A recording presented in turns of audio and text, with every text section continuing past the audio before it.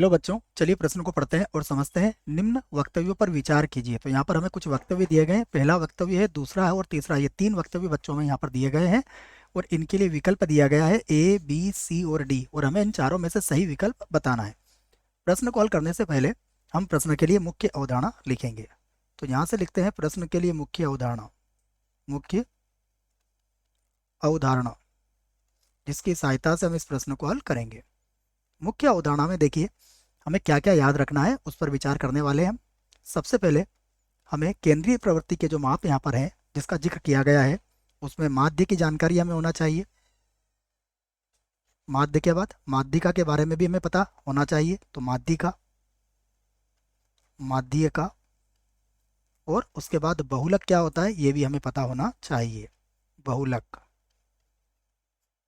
उसके बाद अगर देखें तो परास के बारे में भी पूछा गया है, तो परास की जानकारी भी होना चाहिए। सब पर विचार करेंगे बच्चों। परास। तो मुख्य अवधारणा में हमने इस बात को समझा है कि हमें माध्य, माध्यिका, बहुलक और परास के बारे में अच्छे से पता होना चाहिए। अब हम चलते हैं प्रश्न की ओर। तो यहाँ से हम इस प्रश्न को हल करेंगे।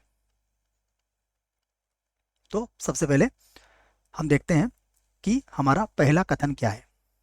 पहला कथन देखिए, जैसा कि कहा गया है, पहला वक्तव्य या कथन जो भी बोले आप, तो देखो पहला वक्तव्य में क्या कहा गया है कि माध्यिका तथा बहुलक का मान ग्राफी विधि से ज्ञात किया जा सकता है। तो पहला जो है हमारे पास ये क्या है, सत्य है। क्या लिखा मैंने, सत्य है। अब क्यों इसको सत्य कहा, उस पर विचार कीजिए। देखिए, जब हम माध्यिका की बात करते हैं तो माध्यिका दो प्रकार से हम लोग ज्ञात कर सकते हैं, से अधिक या से कम। तो जब हम इसका ग्राफ बनाते हैं बच्चों, देखो, तो जब हम से कम का आलेख बनाते हैं तो ये एक वर्धमान फलन होता है। मतलब ये कुछ इस प्रकार से बनता है। ठीक है, ये से कम का है। से कम का संचय बारंबारता, से कम। और अगर से अधिक का बनाते हैं तो ये हासमान फलन होता है। ये हमारा होगा से कम, से कम। ठीक है, दोनों जहां प्रतिच्छेद करते हैं वही हमारी माध्यिका होती है। ये याद रख सकते हैं आप। दोनों जहां प्रतिच्छेद करेंगे वो क्या होती है, हमारी माध्यिका होती है। अर्थात हम ग्राफी विधि से माध्यिका का मान ज्ञात कर सकते हैं।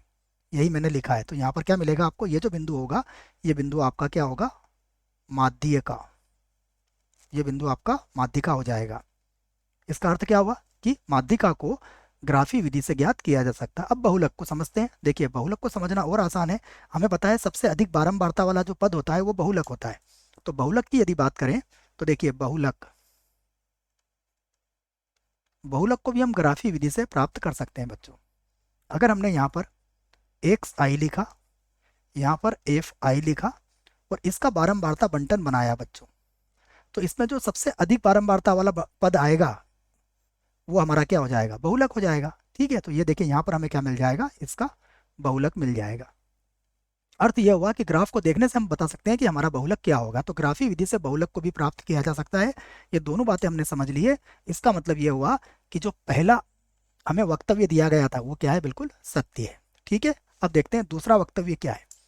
तो अब दूसरे वक्तव्य को मैं यहाँ पर लिख लेता हूँ। यहाँ लिखते हैं हम दूसरा वक्तव्य। देखिए, दूसरा वक्तव्य क्या है, कहा गया है कि माध्य, माध्यिका और बहुलक की इकाई समान नहीं होती है। तो बच्चों इसमें क्या लिखा गया है, समान नहीं होती है, जबकि माध्य, माध्यिका और बहुलक की इकाई क्या होती है, समान होती है। जैसे सबसे पहले मैं इस बात को कह देता हूं कि ये जो वक्तव्य है हमारा, ये क्या है, असत्य है। असत्य है। अब असत्य क्यों है उसको समझिएगा आप। यदि हम माध्य ज्ञात करते हैं, मान लीजिए हम छात्रों की लंबाइयों का माध्य ज्ञात करते हैं बच्चों। ठीक है, तो अगर लंबाई का माध्य ज्ञात करोगे आप, तो लंबाई मान लीजिए सेंटीमीटर में है। लंबाई, लंबाइयों का माध्य ज्ञात करें आप, चाहे बहुलक ज्ञात करें। एक मिनट देख लेते हैं क्या क्या पूछा है, माध्य, बहुलक, जी हाँ, या बहुलक ज्ञात करें या फिर माध्यिका ज्ञात करें, माध्यिका। इन सबकी इकाई क्या मिलेगी आपको, समान मिलेगी। जैसे लंबाइयों मान लो हमें दिए रखी है, ये लंबाई मान लो सेंटीमीटर में है, सेंटीमीटर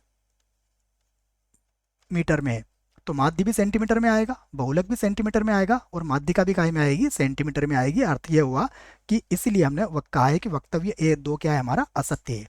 तो ये समझ में आ जाना चाहिए आपको। इसमें क्या कहा गया है कि माध्य माध्यिका तथा बहुलक की इकाई समान नहीं होती है, जबकि हमने क्या समझा कि इनकी इकाइयाँ क्या होती है, सदैव समान होती है। ठीक है, तो दूसरा वक्तव्य हमारा असत्य निकला। तीसरा देखते हैं, विक्षेपण की सबसे अच्छी माप परास है। तो अब हम यहाँ पर समझते हैं तीसरा वक्तव्य। मैं लिख लेता हूँ इसको। यहाँ पर हमारा तीसरा वक्तव्य, देखिए तीसरा वक्तव्य जो है वो भी क्या है, असत्य है। असत्य है। अब असत्य क्यों है, देखिए सबसे पहले हम बात करते हैं परास की।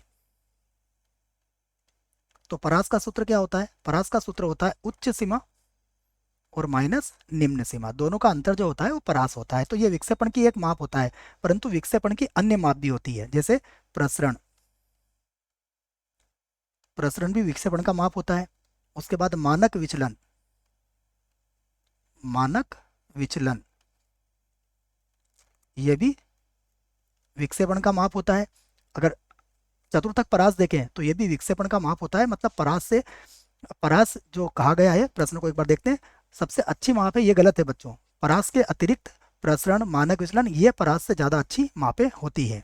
इसलिए हमने कहा है कि वक्तव्य तीन क्या है हमारा, असत्य है। ठीक है, तो परास ये हम बात करेंगे। परास के बाद प्रसरण, मानक विचलन ये भी हमारे क्या है, विक्षेपण के माप ही है। चतुर्थक परास, तो ये सब परास से ज़्यादा बेहतर है।